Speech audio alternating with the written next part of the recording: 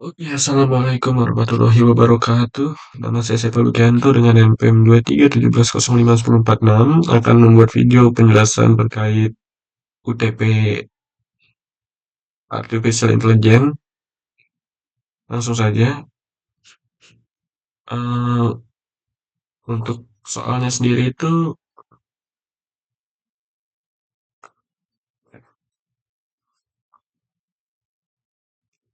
karena NPM saya ganjil, jadi saya fokus untuk clustering. Topik tadi kasusnya ini untuk algoritmanya bebas, bisa menggunakan apa aja, dan saya menggunakan K-means. Datasetnya saya ambil dari website Kaggle. Dan ya, selanjutnya bahasanya pakai Google Colab. Langsung aja kita lihat ini hasilnya.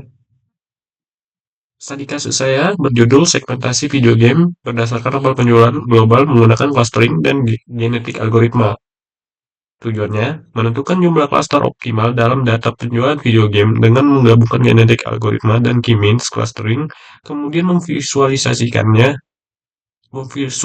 hasilnya untuk diperoleh insight insight dari kelompok-kelompok data tersebut. Datasetnya itu ada dari Vegels. Ini linknya, ini bisa dilihat di sini, bisa lihat.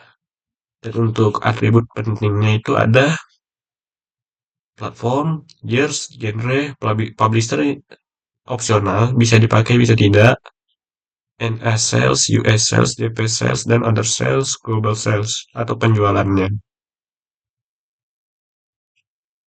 Langsung saja ke codingannya. Yang pertama library yang digunakan kayak biasa, Pandas, NumPy, Scalar, dan Matplotlib, ya itu. Lalu kita datasetnya kita upload dan bisa dilihat publishingnya masih ada, masih digunakan. Ini visual untuk datasetnya ada 16.597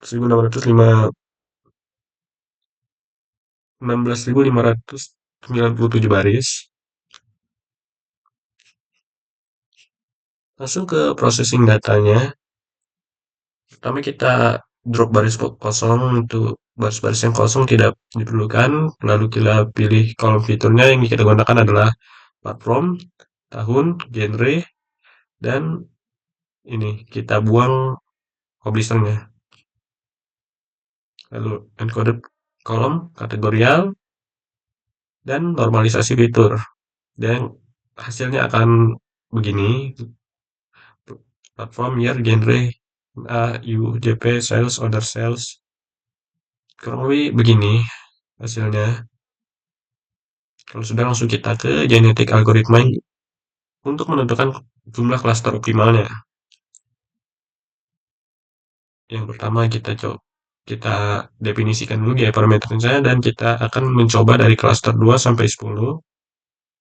Lalu kita inisialisasi populasinya secara random dalam range klaster 2 sampai 10 ini.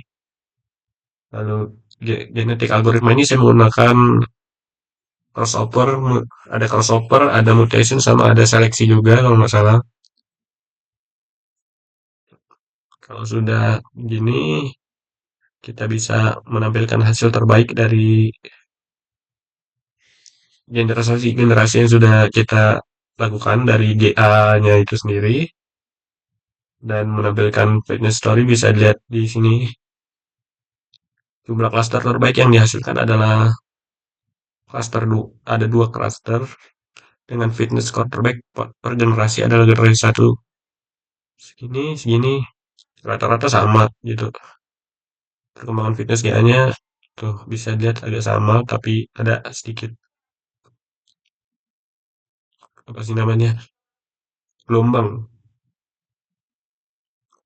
Kalau sudah ketemu, kita ubah clustering dengan key-means-nya. Kita buat seperti ini, jumlah cluster terbaiknya dan langsung kita visualisasikan. Bisa lihat sendiri, kita ada mendapatkan dua klaster karena kita sudah menemukan tadi klaster terbaiknya ada dua, jadi kita gunakan dua. Walaupun kita bisa sebenarnya bisa ubah dari sini, kita mau bisa ubah jadi berapa klaster pun bisa. Tapi karena hasil terbaiknya dua, jadi kita gunakan dua. Dan untuk hasil pengamatannya, jumlah klaster terbaik opsional yang ditemukan oleh genetik algoritma adalah dua, seperti yang saya bilang tadi. Artinya berdasarkan silhouette score, data penjualan video game yang paling baik dipisahkan menjadi dua kelompok besar. Sesuai PCA menunjukkan dua klaster yang cukup jelas terpisah, yang mengindikasikan bahwa data memang memiliki dua pola utama atau segmen yang berbeda. Jadi bisa dilihat, walaupun ini jelas perbedaannya gitu. Sebelah sini sama sebelah sini, segmen utamanya dua pola utama dengan segmen yang berbeda. Dan pada kesimpulannya, penggabungan genetik algoritma dan K-means clustering terbukti efektif untuk menentukan jumlah klaster opsional dalam dataset penjualan video game. Dengan pendekatan ini, proses pemilihan jumlah klaster menjadi lebih otomatis dan objektif. Diperoleh hasil clustering yang jelas secara visual dan kuat secara metrik evaluasi yang menggunakan silhouette score. Pendekatan ini cocok digunakan untuk dataset lain dengan karakteristik serupa yang memerlukan pengelompokan data tanpa tabel. Dan mungkin sekian sedikit penjelasan saya terkait study case UTP Artificial Intelligence saya. Saya akhiri. Assalamualaikum warahmatullahi wabarakatuh.